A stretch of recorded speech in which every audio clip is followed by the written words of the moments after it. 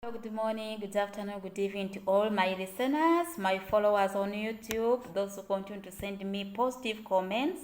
I really appreciate. Thank you so much. I initially told you that this journey together is a journey of self-development.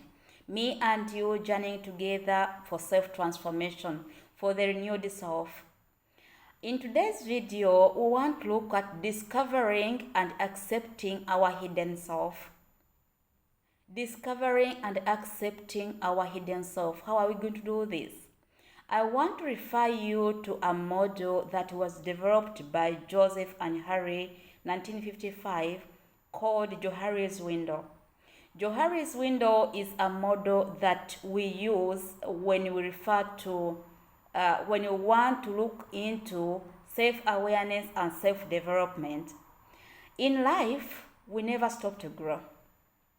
Even if you're 100 years old, even if you are 60 years old, even if you're 150 years old, we never stop to grow. Every day we grow and every day we learn because we are not yet fully fledged. We still have a room for growth. In Joharis Window, he looked at the human concept or the self-concept as divided into 4 parts. The first part is what you call the public self.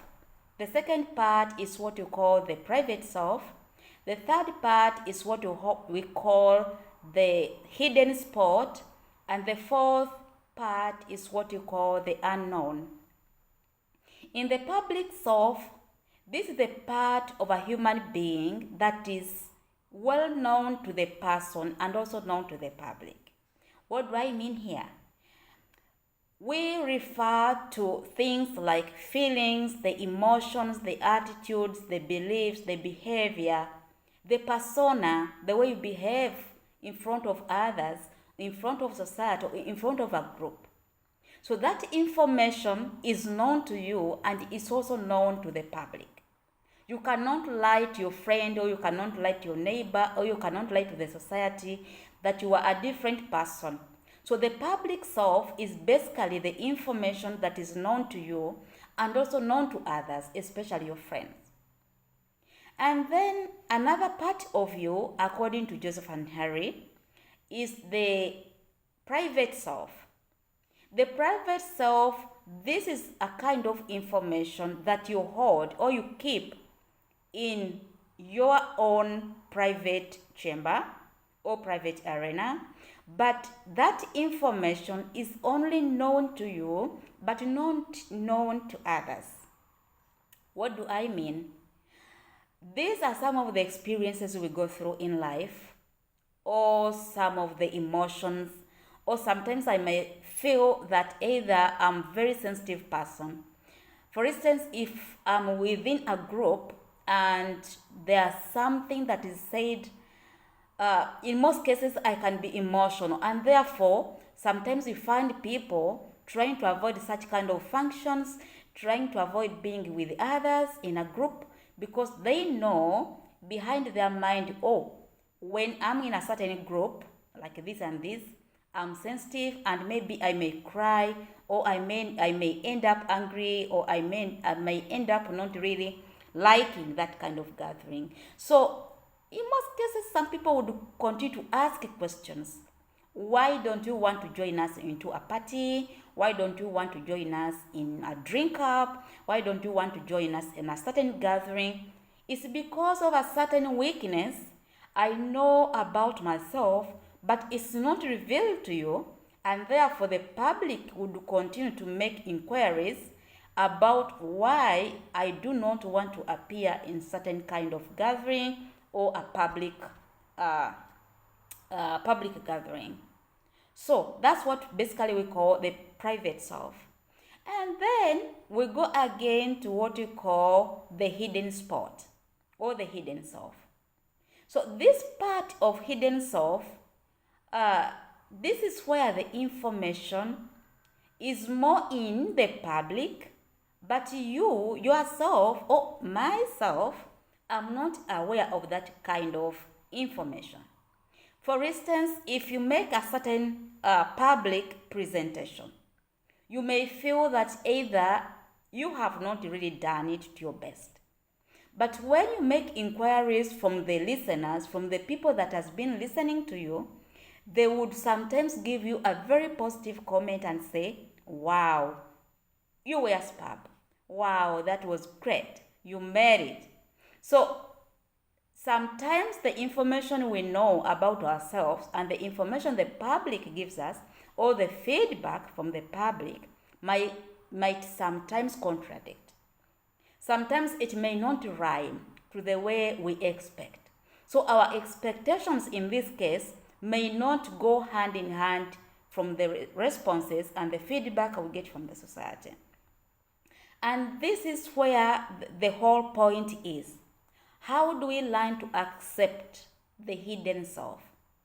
The part that is not known to us, but it is part of us.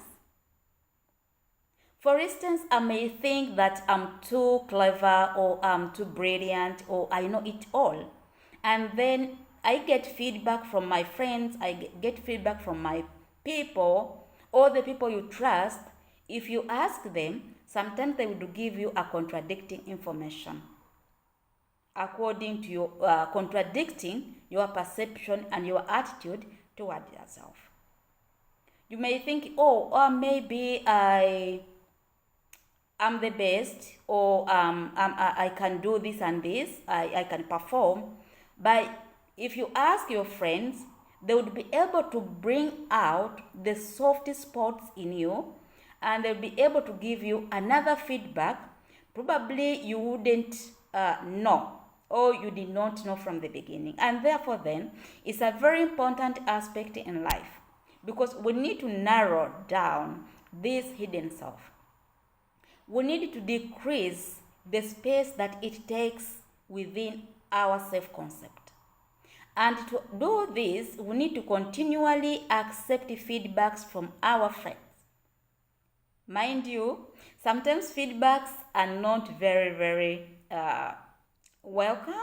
Sometimes you can be given a negative feedback. Yes, you want to listen to that particular feedback, but sometimes it may be kind of painful, or sometimes we get negative comments from people, or sometimes positive comments from people. But if you want to know all about yourself, and you want to continue with what you call self-development, you want to develop yourself, you want to continue knowing yourself, we need to learn to accept feedbacks from people.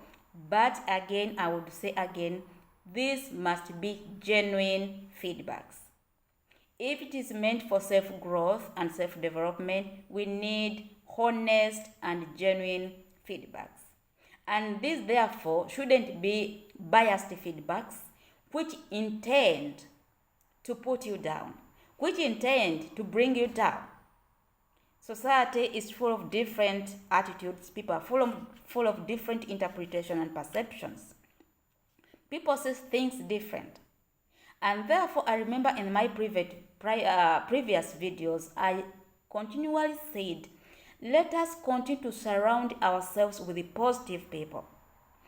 People with the negative attitudes would always get a rope and pull you down so that you find them down on their level. So if you want to do and have self-awareness and self-development, always try to find and surround yourself with the positive people. These are the people who are actually going to help you to grow and reach what you call self-actualization. The other part of self is what you call the unknown self. Now, this is the part that is not known to you, neither to the public. And how do we get to know what's within the unknown self? It's when we learn to take initiatives. It's when we learn and start innovations. It's when we start and do different things to show that, well, let me try. We should never stop trying until we leave this world. Let us never stop trying new things. Let us always try to innovate. Think about new things. Then we shall discover our hidden talents. In most cases, I hear people say or comment, oh, I never knew that you can do ABCD. But that person wouldn't have told you that if you did not try. So let's try. If it's a breaking relationship that is going away, let's try and make it. If it's a breaking marriage, oh, my marriage is going, oh, I see it falling, oh, it's going, let's try to amend it. Try to amend it. You'll be surprised that within you lies the strong capabilities, lies the strong traits that are really very constructive, and they can really help you to amend that breaking relationship, that breaking marriage, that breaking family, the family members who are running away. Try your best. Always something positive will come up. Sometimes in the family we struggle of togetherness. We struggle to bring everyone on the same table. In relationships, we struggle to think. Sometimes we feel like maybe my partner is thinking completely different. We do not agree in most cases. Yes, I would say that it's always positive. It's normal. It's healthy not to agree in most cases. If you disagree and you have positive attitude towards what you are disagreeing, therefore it is healthy. Because you disagree and later you will agree. That really it was important that we disagreed, so that helped us to make informed choice.